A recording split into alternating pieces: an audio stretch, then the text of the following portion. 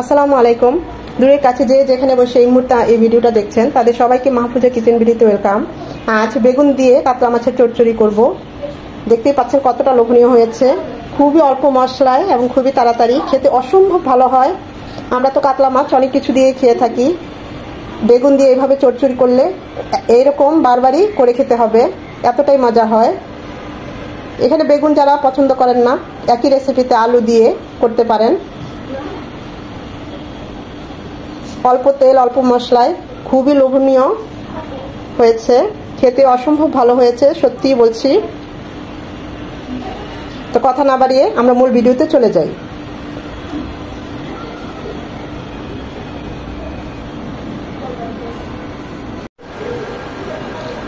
বেগুন দিয়ে কাতলা মাছের চচ্চড়ি করব, সেজন্য এখানে আমি 5 পিস কাতলা মাছ নিয়েছি। মাছটা বেশ বড়, তাই পিসগুলো বড় বড় করেই করেছি।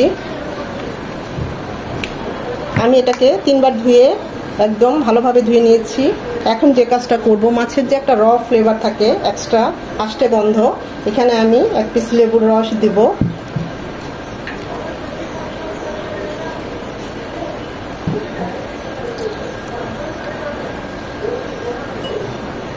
কিছুটা লবণ দিয়ে মাখিয়ে মাছটাকে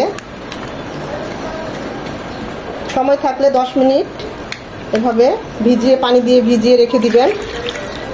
আর যদি হাতে সময় না থাকে তাহলে এভাবে ভালোভাবে আরও 2-3 বার ধুয়ে নেবেন, তখন আর মাছের এই আষ্টে গন্ধটা করবে না। যে কোনো মাছের ক্ষেত্রেই দেখবেন এত ভালো রেজাল্ট আসে যা বলার মতো না। এটা আমি 10 মিনিট ভিজিয়ে রেখে আবারও 2-3 বার খুব ভালোভাবে ধুয়ে নেব। আমি কিন্তু প্রথমে মাছটা খুব ভালোভাবে 3-4 বার ধুয়েছিলাম। দেখুন, লবণ আর লেবুর পানিতে মাছটা 10 মিনিট ভিজিয়ে রাখার পর এরকম হয়েছে। একদম নিট অ্যান্ড ক্লিন হয়ে যাবে মাছটা, এবং এতে কোনো আষ্টে গন্ধ থাকবে না, বোঝাই যাবে না যে এটা মাছের গন্ধ ছিল। এখন এটাকে আরও 2-3 বার খুব ভালোভাবে ধুয়ে নেব। হলুদ আর লবণ দিয়ে মাছটাকে মাখিয়ে নেব। মাছগুলো ভাজার জন্য প্যানে দিয়ে দিচ্ছি সয়াবিন তেল।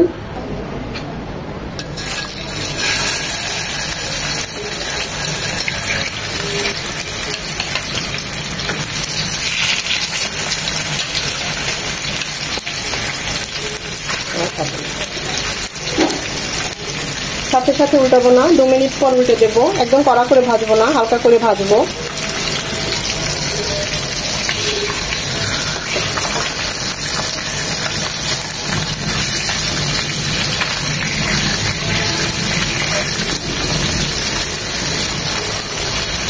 ওই পাশটাও এরকম 2 মিনিট ভেজে নেব।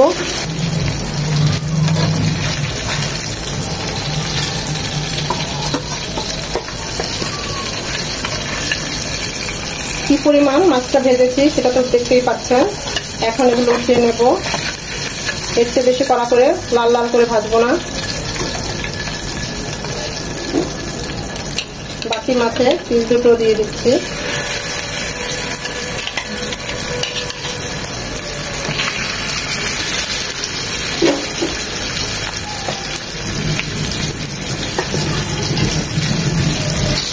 মাছটা বেশ বড়, কাটতে গেলে কিছুটা এরকম একসাথে হয়ে গিয়েছে।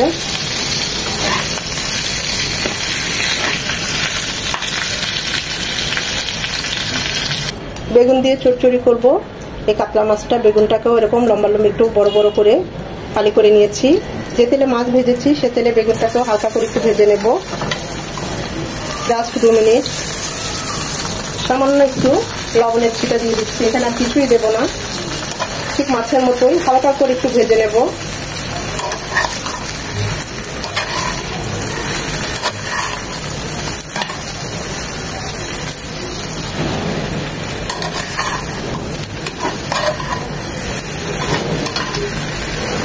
একটু বেশি ভাজবো না, এখন এগুলো উঠিয়ে নেব।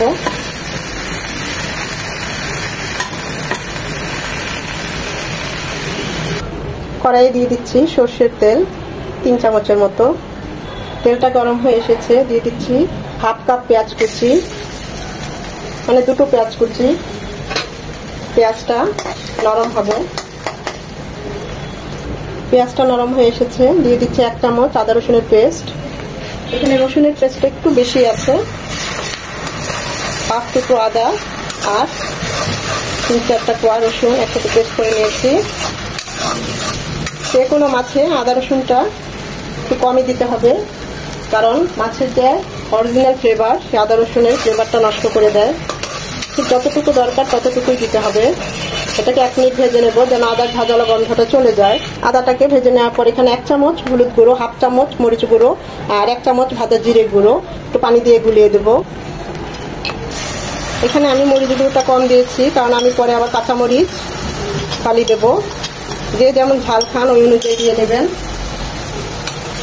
মশলাগুলো যেন পুড়ে না যায় আর খুব ভালোভাবে কষানো হয়, তাই একটু পানি দিয়ে ভালোভাবে মশলাগুলো কষিয়ে নিতে হবে।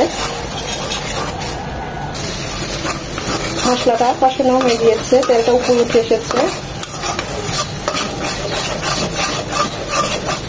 মশলাটা যত ভালো কষানো হবে রান্নাটাও তত ভালো হবে, টেস্টটা তত ভালো আসবে।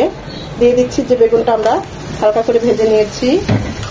বেগুনের সাথে মশলার সাথে ভালোভাবে নেড়েচেড়ে মিশিয়ে নেব।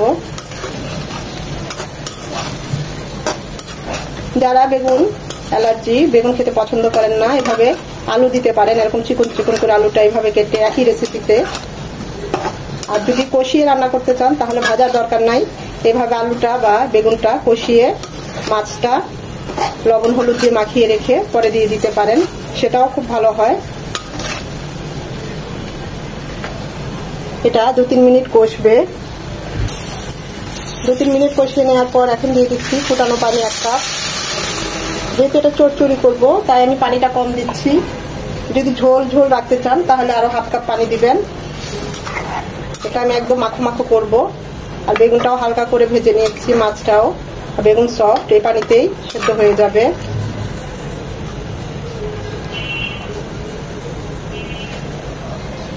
পানিটা ফুটে আসা পর্যন্ত অপেক্ষা করব।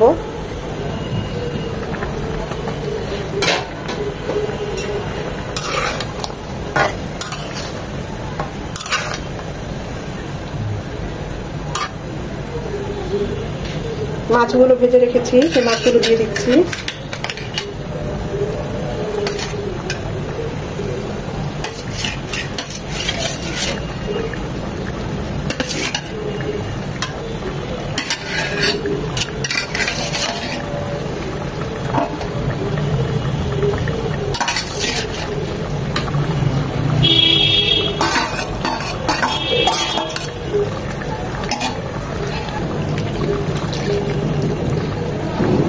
দিয়ে দিব স্বাদ মতো লবণ। মাছ ভাজার সময় কিন্তু আমরা লবণ দিয়েছি, খেয়াল রাখতে হবে।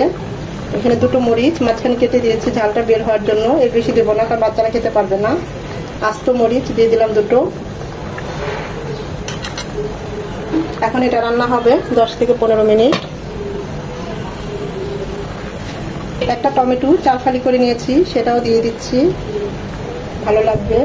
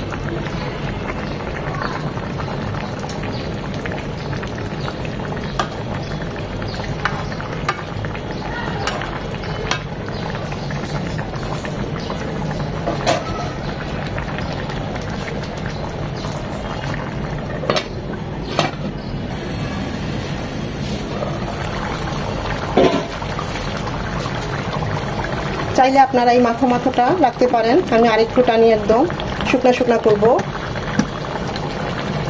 এখন আর ঢাকবো না, এভাবেই বাকি ঝোলটা টানিয়ে নেব। এটা এরকম শুকনা শুকনা একটু পোড়া পোড়া হবে, একদম মাখো মাখো, অসম্ভব ভালো লাগবে।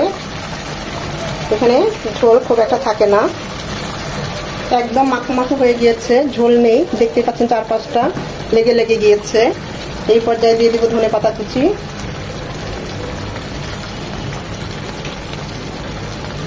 চুলাটা অফ করে দেব।